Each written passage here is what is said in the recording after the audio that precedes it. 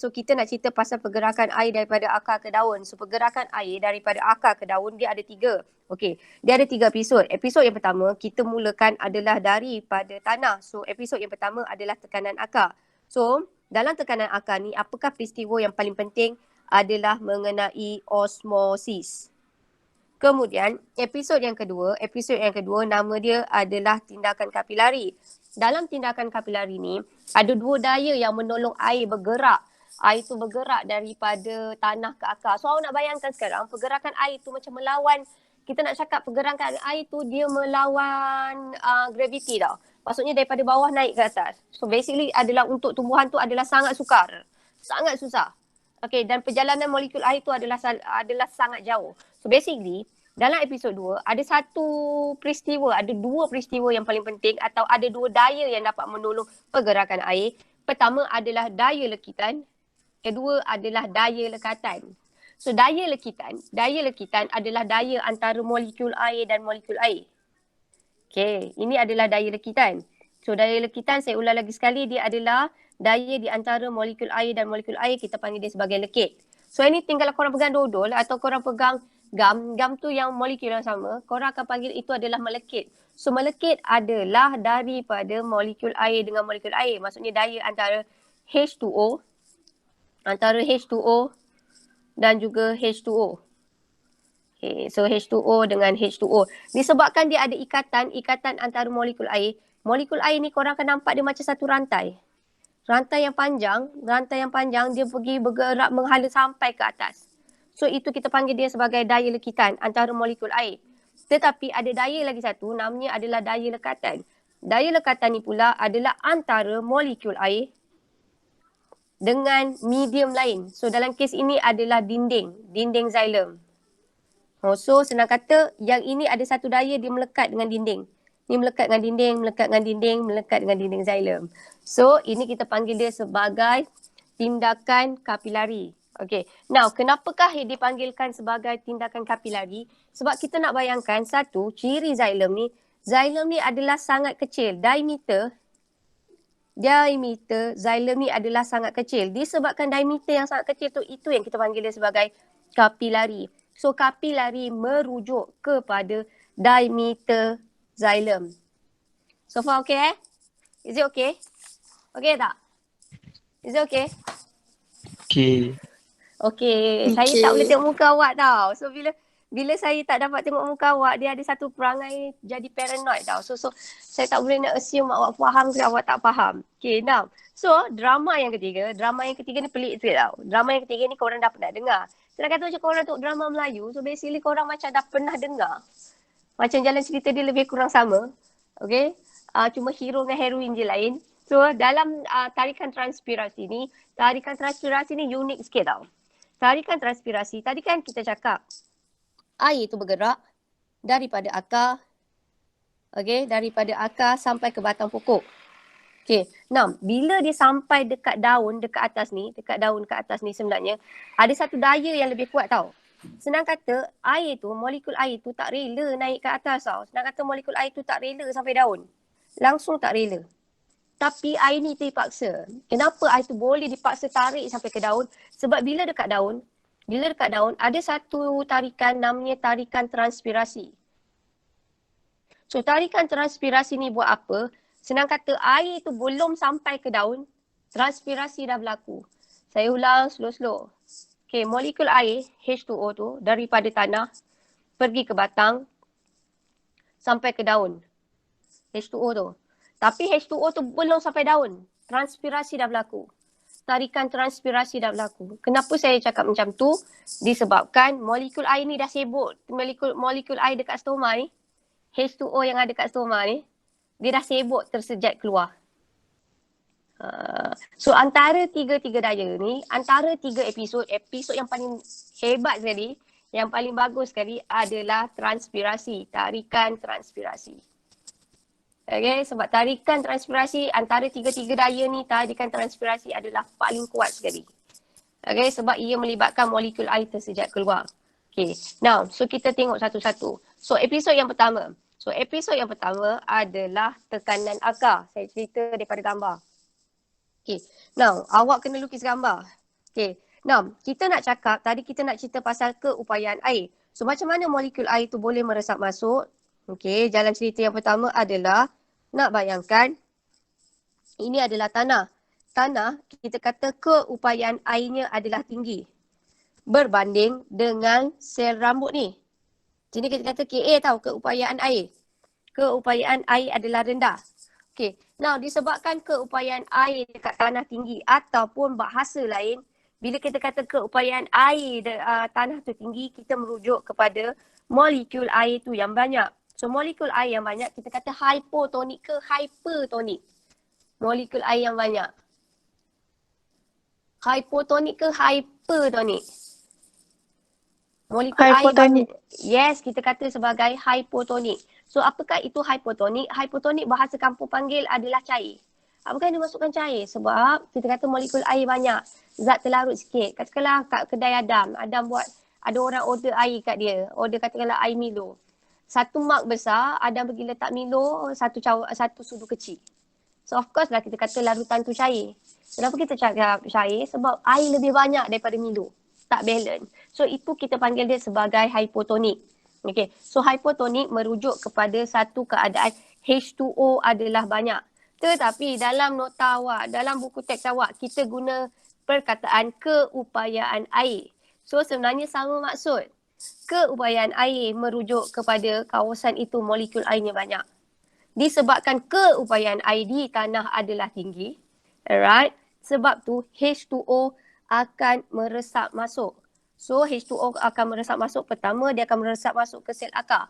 Sekarang awak bayangkan. Bila dekat sel akar ni sekarang, bila H2O dah masuk ni sekarang, dah banyak dekat sel akar. So kita nak kata sel akar yang H2O dah banyak ni sekarang, kita kata keupayaan air dia tinggi ke rendah bila molekul air dah meresap masuk ke dalam sel akar. Molekul air tu dah masuk dalam akar kan? Keupayaan air tu tinggi ke rendah? Tinggi. Okay. So kita kata dia adalah keupayaan air dekat sini adalah tinggi. So sekarang kita bandingkan. Dia macam main-main tau. Bangau-bangau tau. So bila air dah masuk dalam sel akar, sekarang kita compare sel akar ni dengan epidermis pula.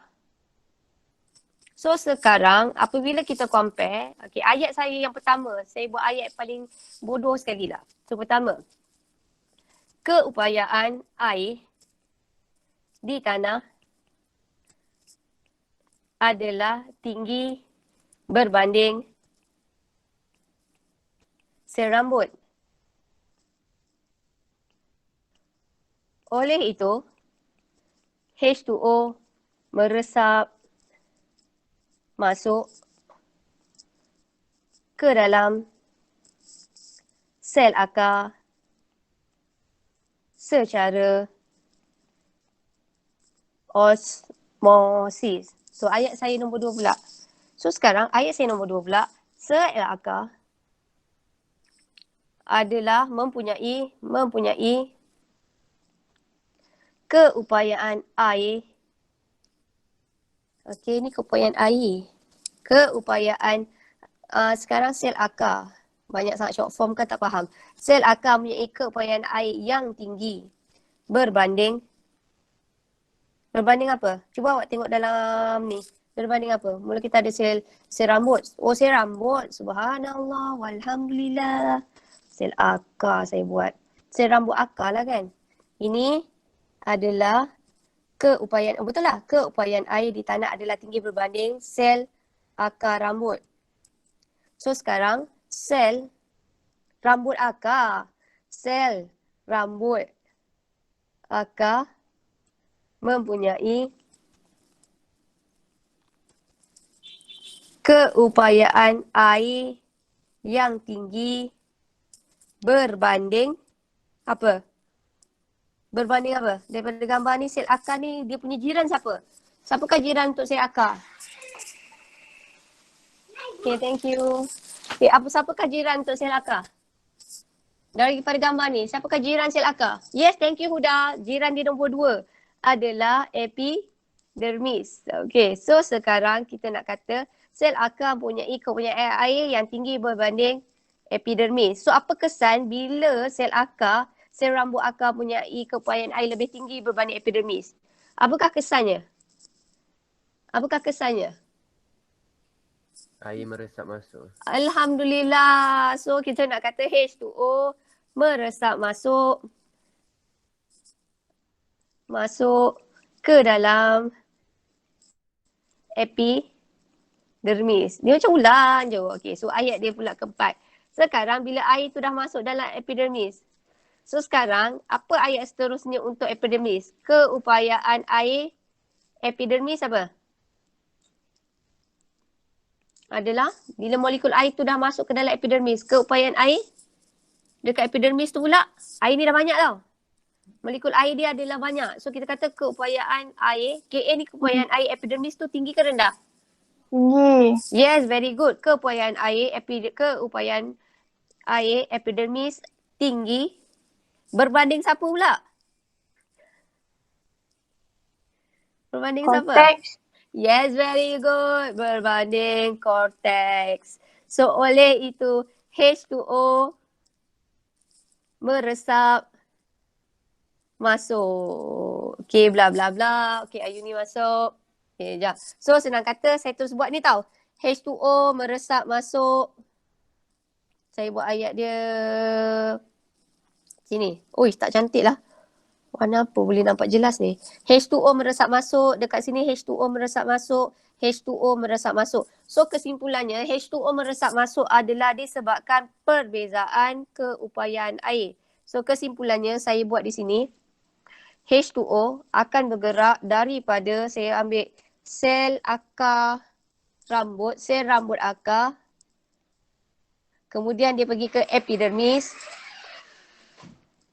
Lepas tu dia akan pergi ke cortex. Lepas tu dia akan pergi ke endodermis.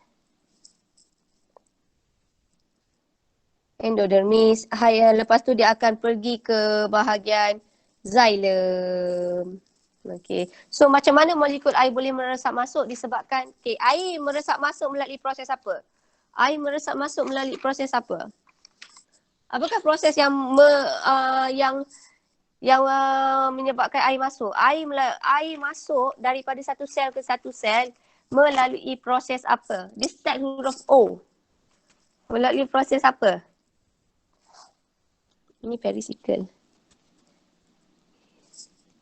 Ya, thank you Fakrul, melalui proses osmosis. Okey, so osmosis ni, pergerakan air ni, osmosis ni disebabkan oleh daya apa? Keupayaan apa yang menyebabkan proses osmosis ni boleh berlaku? Proses disebabkan oleh apa? Macam mana molekul air tu boleh bergerak masuk daripada akar rambut, epidermis, cortex, endodermis, xylem? Dia mesti ada perbezaan apa? Apakah yang menyebabkan molekul air itu boleh masuk? Molekul air meresap masuk secara osmosis. Macam mana proses osmosis ini berlaku? Disebabkan perbezaan apa? Perbezaan Perbezaan keupayaan? Perbezaan keupayaan? air. Ya. So kesimpulannya dekat bahagian tekanan akar, proses yang berlaku adalah osmosis. Macam mana osmosis boleh berlaku? Osmosis boleh berlaku disebabkan oleh perbezaan keupayaan air. Macam mana dia boleh bergerak? Dia bergerak daripada keupayaan air tinggi ke kawasan keupayaan air rendah. So far okey tak? Tekanan akar ada dua je kita cerita. Osmosis dengan keupayaan air. Dia bergerak, lepas tu jalan cerita dia bergerak dari satu sel ke satu sel. So kat sini sel yang bergerak ni, kat sini ni sel yang bergerak saya tulis lagi sekali. Sel rambut akar. Kemudian dia akan bergerak ke epidermis. Lepas tu dia akan bergerak ke cortex. Lepas tu dia akan bergerak ke endodermis. Dan akhir sekali dia sampai kat xylem. Perisikal dulu. Mana saya nak conteng cantik sikit ni. Sekejap. Saya nak bagi conteng cantik sikit. Saya ni kena belajar lah macam mana nak conteng tanpa menyemakkan kepala awak. Okay, saya cuba tau. Air tu akan bergerak masuk daripada sel rambut akar. Saya study pun sangkut. Saya tak tahulah kalau saya tak study. Selepas tu sel rambut akar, molekul air akan bergerak pergi mana? Sel rambut akar, lepas tu molekul air bergerak pergi ke mana? Lepas sel rambut akar. Dia start huruf E. Epidermis. Ya, thank you. Epidermis. Lepas epidermis? Dia start huruf K. Yes, very good. Cortex. Lepas cortex? Endodermis. Endodermis. Thank you so much. Bila masuk ni? Endodermis. Lepas endodermis? Akhirnya barulah sampai pergi ke Oh, aku jawab salovaskular. Oh, salovaskular. Very good. Salovaskular which is adalah xylem. So senang kata cerita dia ya Allah berangkai. Dah nama pun episod kan. So nak bayangkan H2O daripada, kalau saya nak lagi detail, air tu daripada tanah. Lepas tu meresap masuk ke dalam sel akar. Lepas tu dia akan meresap masuk ke dalam epidermis. Lepas epidermis meresap masuk ke korteks. Lepas ke korteks dia akan ke endodermis. Dan akhir sekali sampai pergi ke xylem. Ending dia mesti ke xylem. Korang belajar memang lepas ni korang boleh feel tumbuhan tu lebih lah. Saya rasa korang dah habis 7 bab bio ni, insyaAllah korang lebih sayang tumbuhan lah. Korang tahu betapa susahnya menjadi tumbuhan. Okay. Now, so bila dia sampai ke xylem, alright, bila dia sampai ke xylem, kita nak masuk episod 2 pula. So, episod 2 adalah tindakan kapilari. Okay, so dalam tindakan kapilari, tadi dah sampai xylem kan? So, dalam tindakan kapilari, okay, jalan cerita dia, kita nak bayangkan, sebab tu saya nak tunjuk video tapi video tu sangkut. Awak nak bayangkan, ini adalah dekat batang.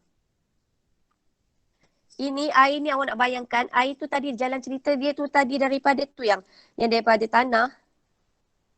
Yang pergi ke sel rambut akar, pergi ke epidermis, lepas tu pergi ke korteks, lepas tu pergi ke endodermis.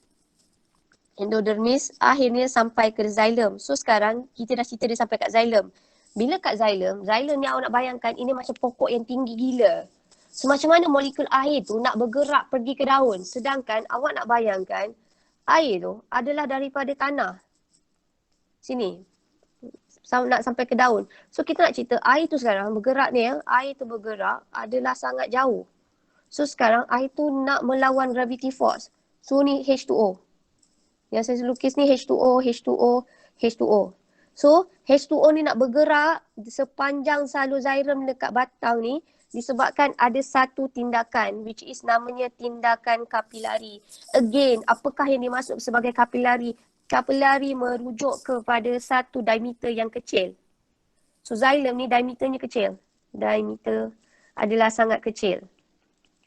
Okay, so tindakan kapilari ni macam mana boleh menyebabkan molekul air tu bergerak melawan graviti disebabkan air ni kena bersatu.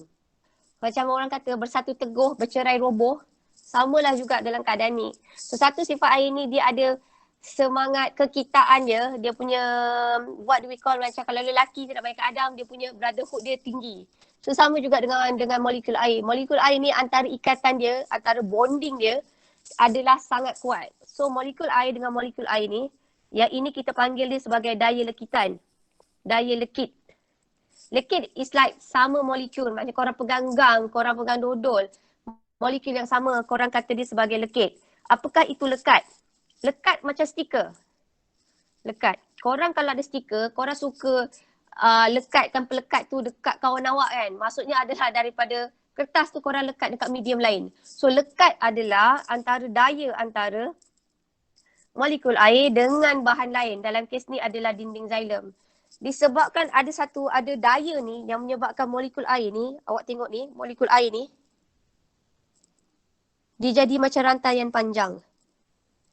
So yang dia boleh bergerak ke atas sampai nak ke daun.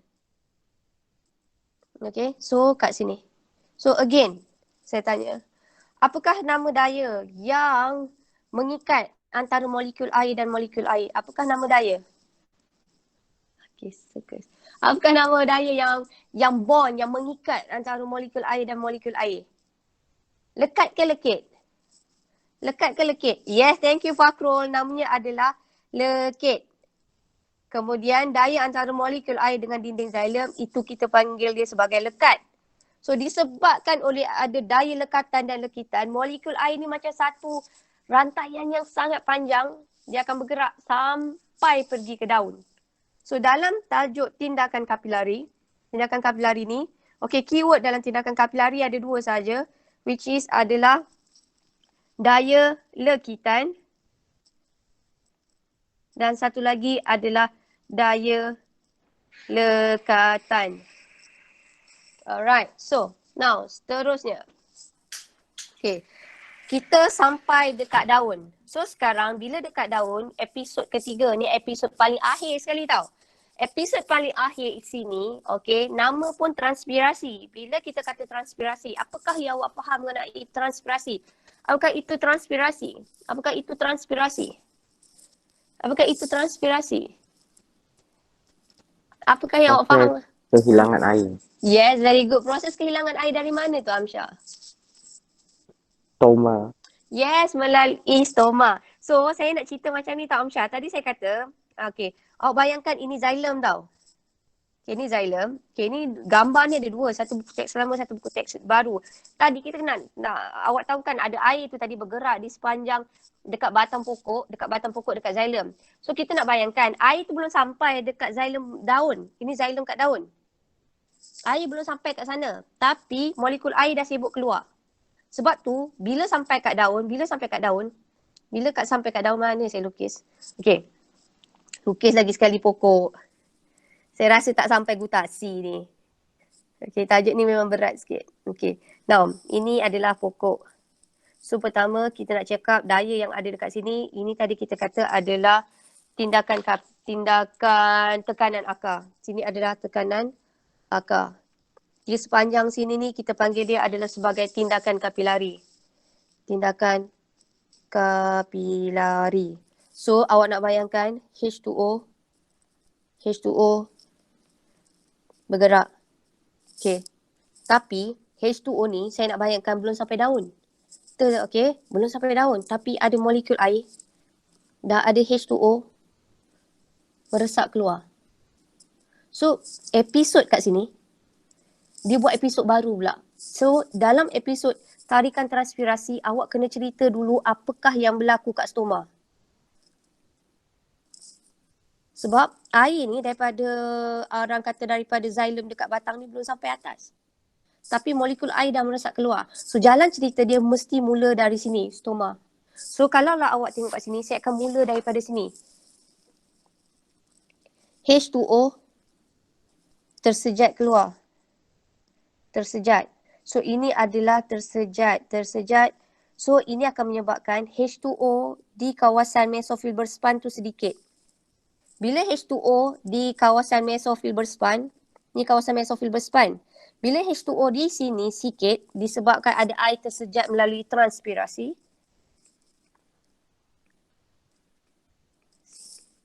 So kita nak kata dekat sini bila H2O tu sikit, keupayaan air tinggi ke rendah? Keupayaan air tinggi ke rendah?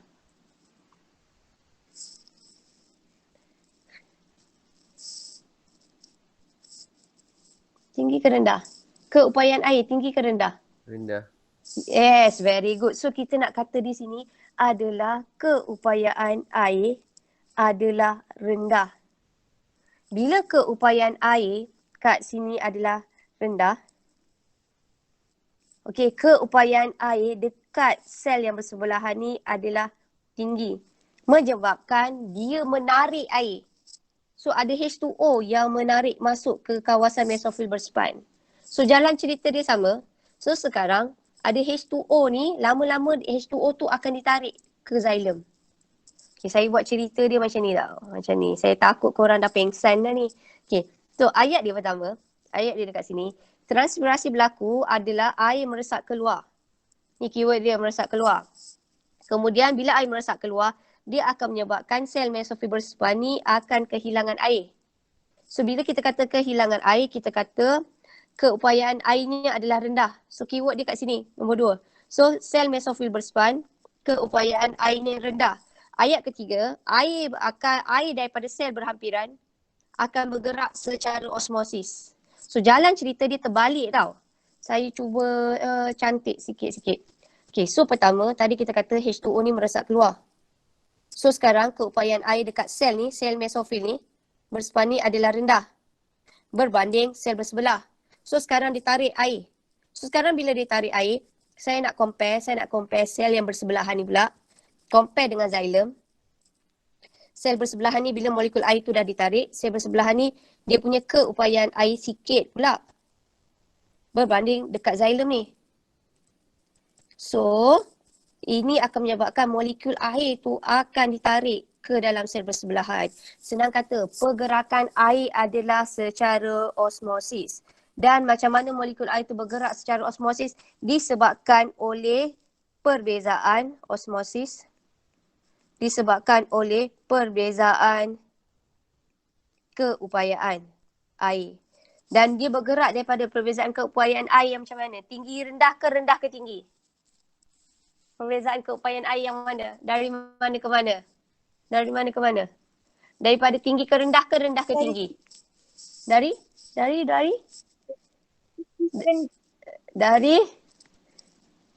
tinggi. Dari kalau kawasan ni pula dia cerita daripada rendah ke tinggi. Daripada rendah ke tinggi, betul tak?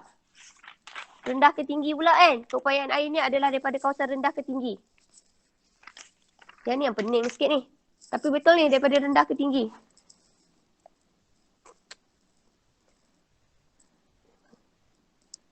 Daripada rendah ke tinggi. Tapi pergerakan macam mana nak cakap ni? Macam mana nak cakap? Okay, pergerakan air, awak nampak saya cerita ni daripada rendah ke tinggi kan? Ni rendah, ini tinggi kan? Tapi sebenarnya air tu bergerak adalah daripada kawasan tinggi ke rendah. Boleh faham tak? Apa-apa pergerakan dia mesti bergerak daripada kawasan tinggi ke rendah. Tak faham ni, tak faham. Okay, saya ulang lagi sekali.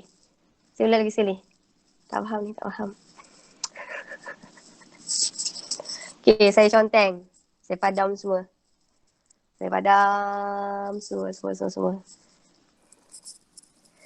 Memang saya suruh lukis ni. Hari ni yang kerja lukis je. Okay, bismillahirrahmanirrahim. So, kita nak cerita pasal tarikan transpirasi. Okay.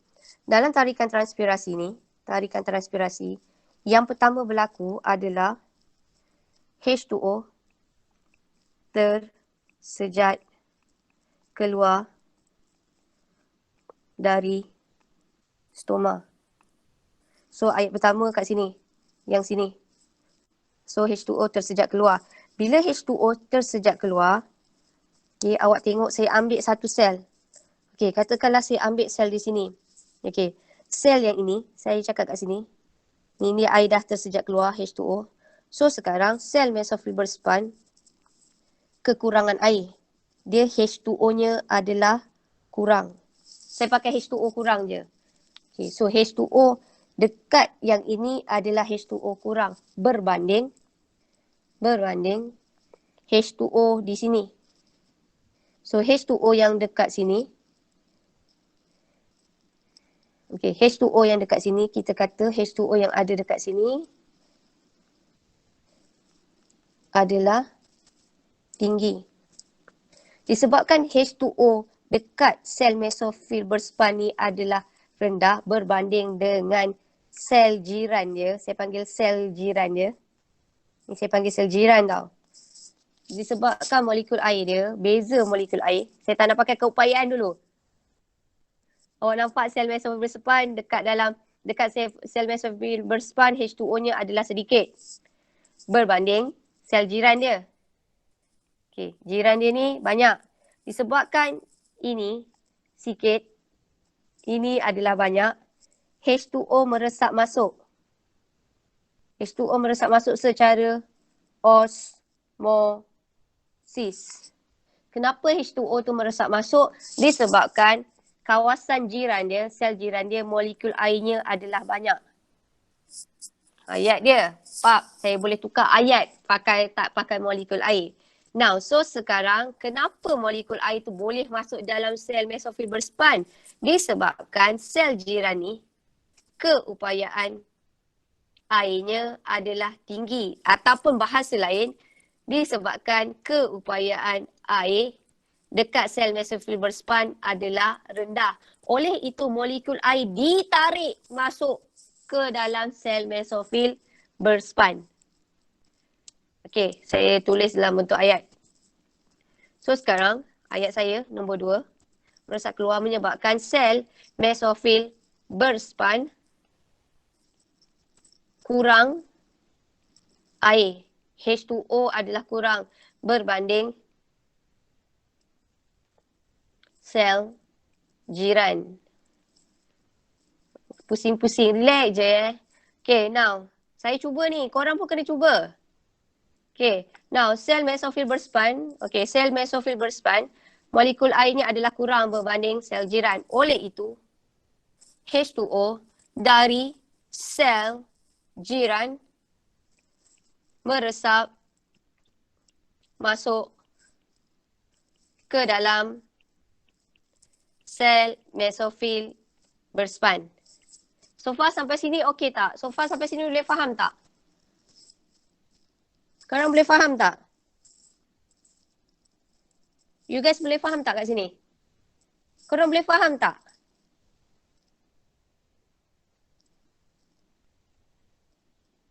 Korang dengar tak? Sikit. Boleh Okay. sikit lah. Sikit. Okay. So sikit. So sekarang kita cerita dari patah balik tau ni. Kita tengah cerita pasal sel mesofil berspan ni. Sel mesofil berspan ni. Saya tengah cerita yang ini. Saya cerita lagi sekali. Okay, saya padam. Okay. Kita buat video ni. Okay. So, sekarang ayat yang pertama. Korang nampak. Okay, apakah nama proses molekul air tersejat? Apakah yang berlaku ni dekat stoma? Apakah yang berlaku kat stoma? Ayat pertama. Apakah yang berlaku pada stoma? Apa yang berlaku kat stoma? Ayat korang. Apa yang berlaku pada stoma? Apakah yang berlaku kat stoma? Proses osmosis belum.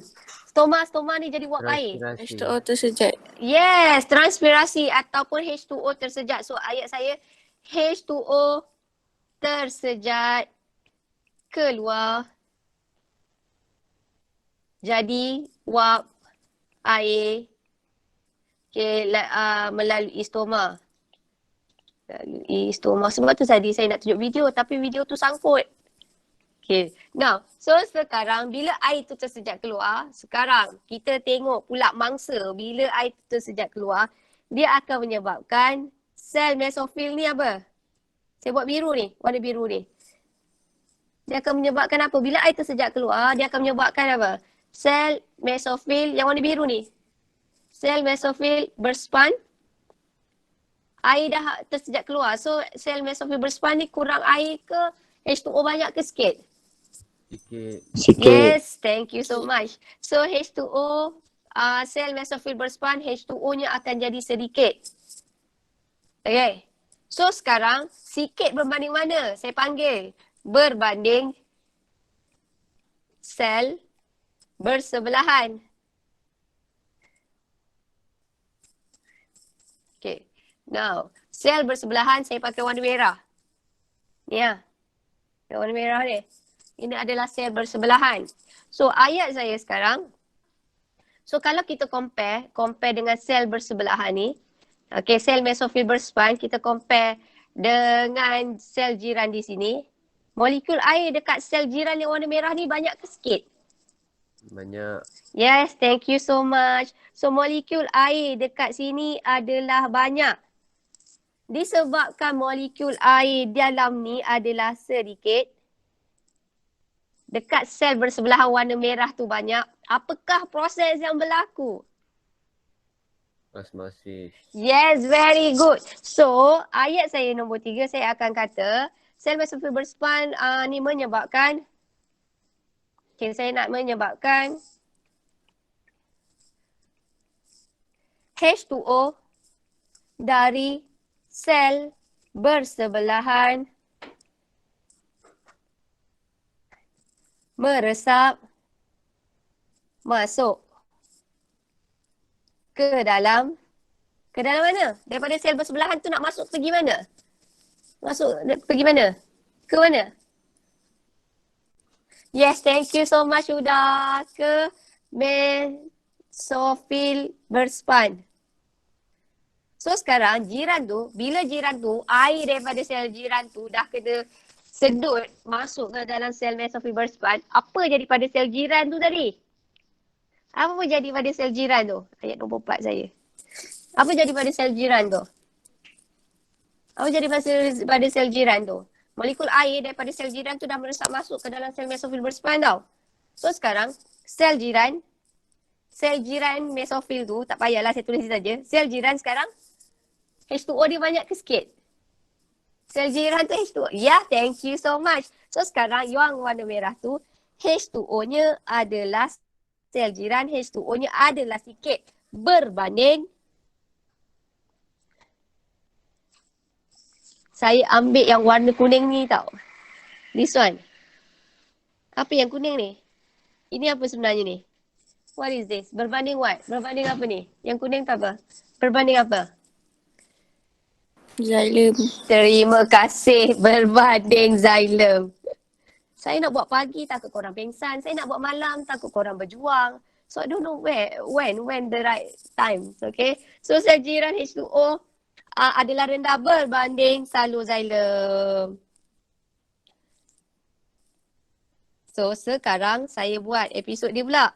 Episod dia sekarang, sel jiran ni H2O-nya adalah sedikit. Dalam xylem ni H2O tu adalah banyak. So bila dia berlakunya perbezaan, apa jadi pada molekul air? Molekul air tu bergerak dari mana ke mana? Dia akan bergerak pergi mana? Bergerak daripada xylem pergi ke? Okay, so dia pergi bergerak. So sekarang dia kata sel jiran ni H2O-nya sikit berbanding salur xylem. So ayat saya nombor 5, H2O dari salur xylem akan meresap masuk ke sel jiran. So bila lah H2O ya sayang? Boleh. Okay. Now, so bila kan H2O daripada xylem tu meresap masuk ke dalam sel jiran, okay, sekarang xylem ni buat apa? Bila ada molekul air tu ditarik masuk, dia akan tarik molekul air tu. Macam mana dia boleh tarik molekul air tu? Dia boleh tarik macam tali. Macam korang tengok magician, dia tarik. Macam mana xylem tu boleh tarik molekul air tu? Kenapa dia boleh tarik? Yes, thank you Fakrul. Disebabkan molekul air tu ada daya lekitan. Okay. Is it okay for you? Saya cerita hari ni saya tak bagi homework. Disebabkan saya tahu tajuk ni berat, saya tak bagi homework. Okay, now. So, kita cerita lagi sekali.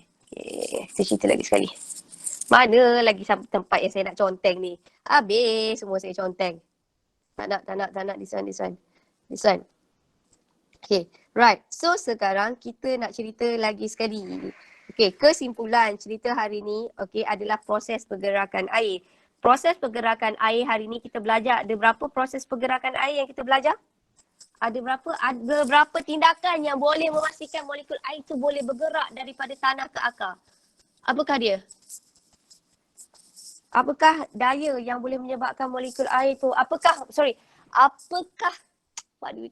Tekanan. Apakah dia punya orang kata daya yang boleh menggerakkan molekul air? Kalau dekat tanah. Apakah tekanan yang boleh menyebabkan molekul air meresap masuk dekat tanah? Tanah. Dia episod yang pertama. Dia ada satu nama tekanan. Dekat tanah tu. Yes, thank you. Tekanan akar. So episod dia dekat tanah ni, nama dia dekat tanah ni kita panggil, right, yang paksa adalah tekanan akar. Dalam tekanan akar baru kita cerita pasal Huda punya ayat. Dekat tekanan akar ni, Huda tadi dekat ayat Huda, dia ada cakap macam ni. Dekat tekanan akar, berlakunya perbezaan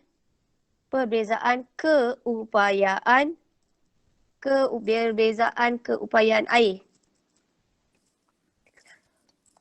Okay, disebabkan oleh keupayaan air adalah berbeza. So kita nak kata dekat tanah ni keupayaan airnya adalah tinggi. Dekat akar keupayaan airnya adalah rendah. Disebabkan berlakunya perbezaan keupayaan air, molekul air meresap masuk. So ayat dia saya bagi cantik sikit. Tekanan akar. Pertama dekat sini saya cakap tekanan akar. Kita kata kita buat ayat paling senang. Sekejap. Alright, okay. And then this one. And then kita nak cakap ayat dekat sini. H2O. Okay, kita nak kata kat sini H2O meresap masuk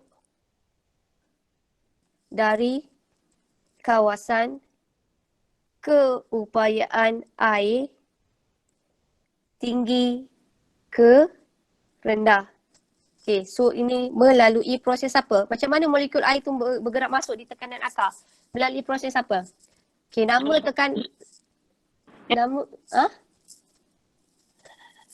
molekul air tu meresap masuk melalui proses apa? Bergerak daripada kawasan molekul air banyak ke sikit. Apakah nama proses tu?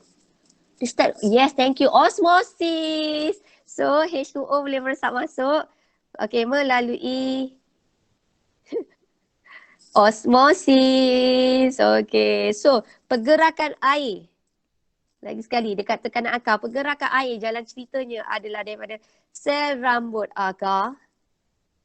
Pergi ke mana? Pergi ke mana? Huruf E dulu. Sel rambut akar. Molekul air tu bergerak. Yes, thank you. Epidermis. Cortex. Lagi? Endodermis. Yes, thank you so much. Akhir sekali? Salovaskular. Yes, salovaskular. Which part salovaskular? Kalau saya nak jadi lebih detail. Yang angkut air salovaskular ada dua. Satu phloem, satu xylem. Mana satu? Xylem. Thank you so much, Fakrul. Dia dah sampai ke xylem. So sekarang, bila dia sampai ke xylem, kita nak tengok kat sini tau. Bila dia sampai ke xylem, awak bayangkan xylem ni dah sampai dekat batang pokok. Ni sampai dekat batang pokok. Bila sampai dekat batang pokok, xylem ni dia adalah satu diameter dia kecil. So sekarang, apakah tindakan yang boleh memaksa air itu bergerak? Tadi kalau tindakan yang memaksa air bergerak daripada tanah ke akar, H2O ni bergerak adalah tekanan akar. So sekarang bila dia sampai dekat batang ni pula, apakah orang kata daya ataupun tarikan ataupun tindakan? Yes, thank you Fakrul. So yang bergerak ke sini, kita panggil dia adalah sebagai tindakan kapilari. Tindakan kapilari ni paling sempoi sikit. So tindakan kapilari ni dia ada brotherhood yang kuat tau. Daya yang kuat. So kita nak bayangkan kat sini tindakan air ni macam mana air ni boleh bentuk rantai yang panjang. H2O with H2O. Okay, kita bayangkan H2O with H2O. So kita panggil dia apa? Okay, so tindakan kapilari ni ada dua asisten yang tolong dia. Satu adalah daya apa? Kalau molekul air dengan molekul air, apa kita panggil? Daya apa? Lekitan. Terima kasih, daya lekitan. Alhamdulillah. Okay, H2O which H2O. Kalaulah H2O dengan dinding. Lekatan. Terima kasih. H2O dengan dinding adalah lekatan. Oh, sorry, ni dinding. Okay, dinding. Salah eja. So, awak tengok kat sini. Kalau di antara H2O dengan H2O, ini kita panggil dia adalah sebagai daya lekitan. Sekejap. Ni H2O dengan H2O, ini adalah daya lekitan. Kalaulah H2O dengan dinding, okay, ini adalah daya lekatan. So, H2O tu dah bergerak sampai ke atas. Tapi daun ni tak sabar. H2O tu dah bergerak sampai ke atas. H2O tu bergerak ke atas. So kita sampailah episod yang paling berpeluh sekali. So episod ketiga. Episod ketiga yang paling dahsyat tadi kita nak hafal. Apakah dia? Apakah daya yang menyebabkan molekul air tu boleh bergerak ke atas? Apakah nama tarikan? Apakah nama daya? Transpirasi. Transpirasi. Thank you so much. So dekat sini namanya adalah tarikan transpirasi. Tapi tarikan transpirasi ni cerita dia special sikit. So tarikan transpirasi. Macam mana nak mulakan cerita? Amsyah mulakan ayat pertama Amsyah. Based from your understanding tadi, apa Amsyah faham? Yang dekat tarikan transpirasi ni Amsyah. Air disejat keluar daripada stoma. Yes, air tersejat keluar. Sejat keluar dari stoma. Lagi? Lepas tu? Menyebabkan? Dalam stoma tu air kurang. Okey, dalam stoma air kurang. Bukan, dalam sel. Bukan dalam stoma. Stoma tu liang. Dalam stoma ke dia cakap situ? Dalam stoma ke ayat dia? Dalam stoma. Saya nak pakai term yang betul ni. Kehilangan air. Kawasan-kawasan. Awak nak cakap dalam stoma. Stoma adalah liang.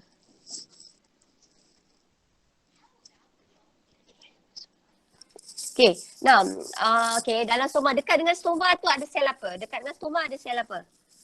Sel mesofil berspan. Okay, apa jadi dekat sel mesofil berspan?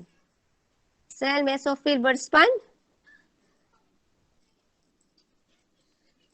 Okay. Okay, Amsyah, awak sub ayat seterusnya pada orang yang awak paling rasa boleh buat, boleh sambung? Amsyah mula H2O sejak keluar melalui stoma. Amsyah bagi pass baton kat orang lain. Susah senang bersama kan?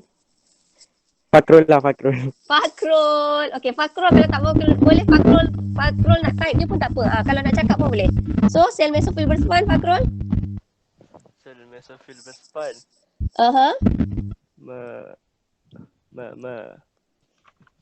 H2O? Banyak ke sikit? Banyak. Okey. Okay, so H2O dia banyak. sel mesofil berspan H2O dia banyak. Menyebabkan air. Okay, macam ni. Sudah. Bang. Molekul air ni dah keluar. H2O ni dah keluar. Okay, H2O ni dah sibuk lah ni keluar ni semua tau. So sekarang, mesofil berspan tu molekul air dah sibuk keluar. Sel mesofil berspan ni banyak air ke kurang air? Air tu dah sibuk keluar tau. Sel mesofil berspan ni jiran paling dekat dengan liang stoma. Air dia banyak. Are you sure air dia banyak? Okay bang, macam ni bang. Okay. Saya cerita slow-slow. Semput kan Amsyah? Semput. Lagi-lagi dia pakai term. Malam tadi saya dah study pun sangkut juga. So kita nak bayangkan macam ni tau. Ayat dia relax je tau. Korang janganlah give up. Kita tak boleh nak give up. Okay tau. So saya buat lagi sekali tau. Kita nak bayangkan ayat pertama Amsyah tu dah okey. Dia ayat pertama tu best. Masuk ayat kedua, ayat ketiga. Okay, kita nak bayangkan ni H2O ni meresap keluar. Habis air ni semua ditarik keluar. So bila H2O ni meresap keluar, dekat kawasan ini liang. Ini liang stoma. This is stoma. Ni adalah stoma. So dia akan menyebabkan sel-sel yang dekat dengan stoma ni, air semua dah keluar. So sel-sel yang paling dekat dengan stoma, sel yang paling dekat dengan stoma adalah sel mesofil berspan. Air dah sibuk keluar. So dekat sel mesofil berspan yang jiran dengan stoma, dengan sel pengawal, so molekul airnya banyak ke sikit? Sikit. Ya, terima kasih. So faham tak? Bila molekul air keluar, sel mesofil berspan ni jiran kepada stoma tu, dia akan menyebabkan molekul airnya kurang. So molekul air tu kurang dengan siapa? Saya kata dia kurang dengan jiran yang warna merah ni. So ayat saya akan cakap sel mesofil berspan. Okay. H2O-nya adalah kurang berbanding. Saya tak naklah tahu tu sel siapa. Saya tulis je situ berbanding sel bersebelahan. Sebelahan. So saya nak cakap sel bersebelahan ni H2O-nya adalah banyak. Okay. So menyebabkan H2O tu bergerak dari mana ke mana? Fakrul nak sub soal ayat seterusnya kepada siapa?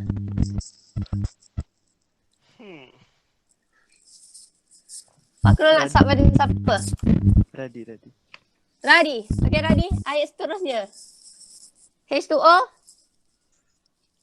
H2O bergerak daripada kawasan berpekatan tinggi ke rendah. Okey, betul. H2O tu bergerak daripada kawasan ke perkatan tinggi. Very good. Ke perkatan tinggi. Okey, ke perkatan tinggi tu kat mana? Siapa ke perkatan tinggi? Sel bersebelahan ke sel mesofil berspan? Dari sel sebelahan ke mesofil berspan. Terima kasih. H2O yang tinggi di sel bersebelahan. Okey, H2O yang di sel bersebelahan menyebabkan H2O tinggi di sel bersebelahan berbanding, ni sama ayat ni, berbanding, kejap saya buat tau, berbanding sel mesofil berspan. Okey, berspan menyebabkan H2O bergerak, ni tak payah tau, nombor 3 ni tak payah. H2O bergerak dari sel bersebelahan ke sel mesofil berspan. Sekarang, bila air itu bergerak daripada sel bersebelahan, apa jadi pada sel bersebelahan? Rani, Sab, Nurin. Noren. So sekarang kita kata sel bersebelahan tu apa pula? Molekul air tu dah bergerak ke mesofil berspan. So sekarang apa jadi yang warna merah ni pada sel yang warna merah tu? So sekarang sel bersebelahan apa? Kurang air ke banyak air? Sel bersebelahan tu kurang air ke banyak air? Nurin! Nurin tak ada. Cikgu. Keluar. Okey. Sorang sambung. Tak apa. Kita nak habis dah ni. Sikit je lagi ni. Saya tak nak endingkan dengan korang sangkut. Which is saya tak suka. So saya nak bagi sampai korang at least faham 50%. So Radi, tolong sub kat orang lain selain Nurin. Adam. Dam, are you there? Kelapa Dam? Ada. Alright, okay Dam. So sel bersebelahan sekarang macam mana Dam? Air tu tadi, dia dah pergi bergerak tau, pergi sel mesofil berspan. Air yang dekat ada sel bersebelahan tu. So sekarang, sel bersebelahan tu, molekul air dia banyak ke sikit? Itu je. Banyak sikit jawab kat saya. Ni, air ni tadi, dia dah bergerak. Pergi ke sini tau. Sel mesofil berspan. Air daripada sel bersebelahan ni. So sekarang, kita nak tengok ni, air ni dah bergerak ke sini. So sekarang, sel bersebelahan ni, molekul air banyak ke sikit? Sedangkan tadi molekul air tu dah pergi, dia dah bergerak pergi ke mesofil berspan. So sekarang, yes, very good. Sel bersebelahan tu akan jadi sedikit. Allah, saya tukar warna pen. Subhanallah walhamdulillah. So sel bersebelahan ni, molekul airnya adalah sikit. Sel bersebelahan, saya tulis macam ni. Sel bersebelahan, H2O-nya adalah sikit. Berbanding apa? Yang ni apa Dam? Yang saya buat macam panjang ni. Berbanding apa? Warna purple ni kalau awak nampak. Ni apa Dam? Xylem. Yes. So sel bersebelahan H2O-nya adalah rendah berbanding xylem. So apa kesannya bila sel bersebelahan ni molekul airnya kurang berbanding xylem? So molekul air tu bergerak dari mana ke mana? Molekul air bergerak masuk atau bergerak keluar? Xylem banyak air. Xylem ni banyak air. Sel bersebelahan kurang air. So molekul air tu bergerak daripada mana? Daripada sel bersebelahan ke xylem atau daripada xylem ke sel bersebelahan? Saya bagi dua pilihan je. Molekul air tu bergerak dari mana? Daripada sel bersebelahan ke xylem atau daripada xylem ke sel bersebelahan? Xylem ke sel bersebelahan. Thank you so much. So ayat di nombor 6 menyebabkan H2O dari xylem, okay, meresap masuk ke dalam sel bersebelahan. So bila ditarik masuk, okay, awak bayangkan kat sini ada molekul air ni akan ditarik sekali. Macam mana molekul air ni? Apakah daya antara molekul air? Adam, bagi kat orang lain Dam. Sab, pada orang lain Dam. Razi lah. Razi. So apakah daya yang boleh menyebabkan molekul air tu wujud sebagai rantai? Macam ada satu Daya rangka. lekitan. Yes, daya lekitan. Okey, apa beza daya lekitan dan daya lekatan? Apa beza daya lekitan dan daya lekatan? Apa bezanya? Ha? Daya lekitan air dengan air. Yes, very good. Daya lekatan air dengan dinding.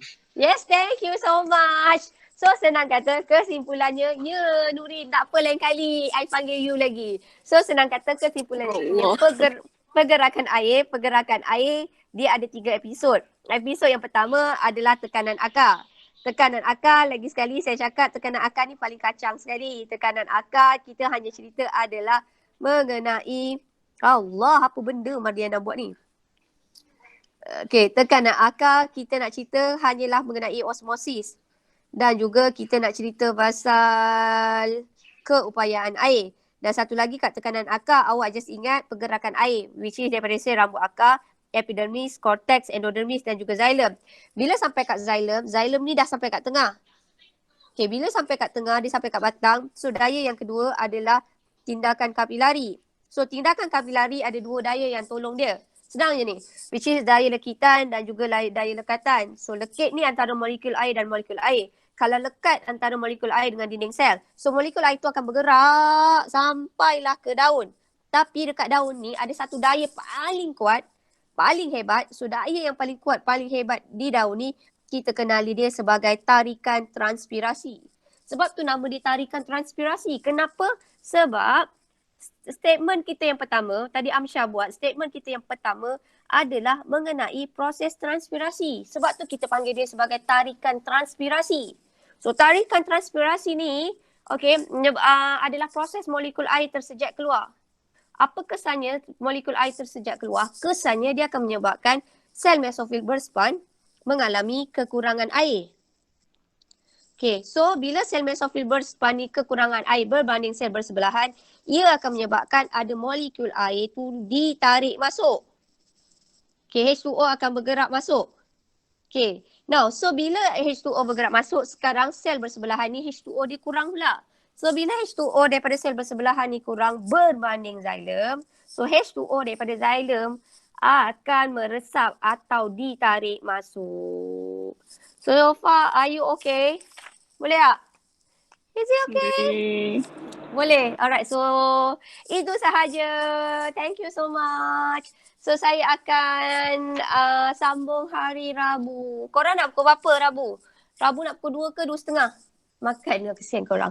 Nak Rabu ke? Nak Rabu. Rabu pukul 2 ke 2.30? Which one do you prefer? 2.30. 2.30. Okay, so kita jumpa hari Rabu 2.30 insyaAllah. Sorry bagi awak pening hari ni. Thank you so much. So itu sahaja. Any question? Ada masalah? Ada soalan? Adam? Tak ada. Adam, awak tak makan lagi ke Adam? Belum. Belum. Pergilah makan dulu. Okay, bye. Bye everybody. Thank you so much. Terima Terima kasih. kasih. Terima kasih. Terima kasih. Okay, sorry Cikgu. atas segala salah dan silap. Okay, Tak apa, Assalamualaikum. Okay, bye. Bye. Masih. Bye, bye. Bye.